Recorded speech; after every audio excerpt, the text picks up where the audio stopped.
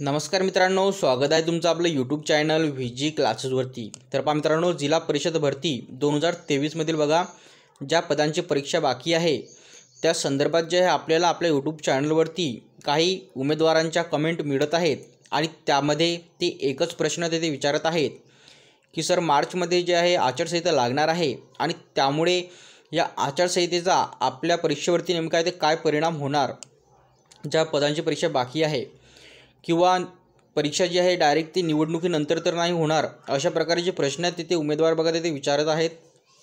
तर बघा मित्रांनो, ज्या पदांची परीक्षा बाकी आहे त्या संदर्भात जे आहे विद्यार्थ्यांच्या मनामध्ये जे आहे धाकधूक लागून आहे की आचारसंहितेमुळे नेमकी ही भरती आहे, ही परीक्षा जी बाकी आहे ती होणार की नाही। तर पहा मित्रांनो, या व्हिडिओमध्ये तुम्हाला तुमच्या सर्व प्रश्नांचे बघा उत्तर तिथे मिळणार आहेत।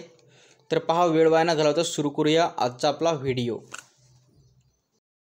परंतु त्याआधी बघा मित्रांनो, जिल्हा परिषद भरतीचा आतापर्यंत बघा ज्या पदांचे निकाल लागलेले आहेत तर त्या उमेदवारांना ज्यांचे नाव बघा कंबाईंड मेरिट लिस्टमध्ये आहे त्यांना मेरिटनुसार जे आहे तिथे डॉक्युमेंट व्हेरिफिकेशनसाठी बघा मेल रिसीव्ह होत आहेत मित्रांनो।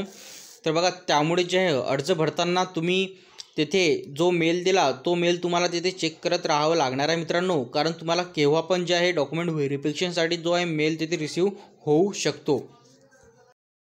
तर बघा मित्रांनो, तुम्हाला सर्वांना माहिती आहे की जिल्हा परिषद भरती 2023 मधील बघा ग्रामसेवक, आरोग्यसेवक, सेविका आणि अंगणवाडी पर्यवेक्षिका जे आहे एवढ्या पदांचे बघा इथे जे आहे परीक्षा बाकी आहे मित्रांनो। आणि या संदर्भात जे आहे आतापर्यंत कुठल्याही जिल्हा परिषदेच्या अधिकृत वेबसाईटवरती जे आहे वेळापत्रकासंदर्भात कुठली अपडेट बघा या परीक्षेविषयी येथे आलेली नाही आहे मित्रांनो। आणि आता वळूया आपल्या मुद्द्याकडे। तर बघा जे उमेदवारांचे बघा तिथे आपल्याला प्रश्न विचारत आहेत टेलिग्राम चॅनलवरती किंवा यूट्यूब चॅनलवरती, तर बघा त्यांच्या सर्व प्रश्नाचे उत्तरे बघा यामध्ये जे आहेत त्यांना इथे मिळणार आहेत। तर बघा हे जे आहे मित्रांनो, निवडणूक आयोगाकडून बघा ज्या सूचना बघा आचारसंहितेसाठी देण्यात येतात तर त्यामधला एक पॅराग्राफ बघा इथे आपण बघणार आहोत। आणि हा जो पॅरा आहे हा सरळ सेवा भरती संदर्भात बघा इथे आहे। तर यामध्ये तुम्ही इथे बघू शकता की आचारसंहितेच्या कालावधीमध्ये नेमणुका व भरती करण्याच्या दृष्टीने जाहिराती देणे, मुलाखती घेणे व प्रत्यक्ष नियुक्त्या देणे करण्याबाबत जे आहे आचारसंहितेच्या कालावधीमध्ये बघा शासन सेवेत तसेच निमसरकारी संस्था, शासकीय मंडळे, महामंडळे, सार्वजनिक उपक्रम इत्यादी संस्थांमध्ये भरती करण्याच्या दृष्टीने जाहिरात देणे, मुलाखत घेणे इत्यादी करण्यात येऊ नये। तर बघा मित्रांनो, कुठल्याही परीक्षेची बघा जाहिरात आचारसंहितेमध्ये येऊ शकत नाही। त्यानंतर मुलाखती घेणे येथे मुलाखती घेण्यात येत नाहीत। तर बघा आणि त्यानंतर बघा पुढे आचारसंहिता लागू होण्यापूर्वीच पत्र पाठविले असल्यास लेखी परीक्षा घेण्यास हरकत नाही। तर पहा मित्रांनो, जर आचारसंहिता लागू होण्यापूर्वी जे आहे येथे पत्र पाठविले असल्यास तर लेखी परीक्षा घेण्यास हरकत नाही। म्हणजे जी तुमची लेखी परीक्षा आहे जसे की बघा ग्रामसेवक, आरोग्यसेवक, सेविका, अंगणवाडी पर्यवेक्षिका यांची जी परीक्षा बाकी आहे मित्रांनो तर ते येथे आचारसंहितेमध्ये येथे होऊ शकते। आणि त्यानंतर बघा तथापि त्यांचा निकाल जाहीर करता येणार नाही, परंतु जो फायनल निकाल असतो मित्रांनो मेरिट लिस्ट तर ते इथे जाहीर करता येणार नाही।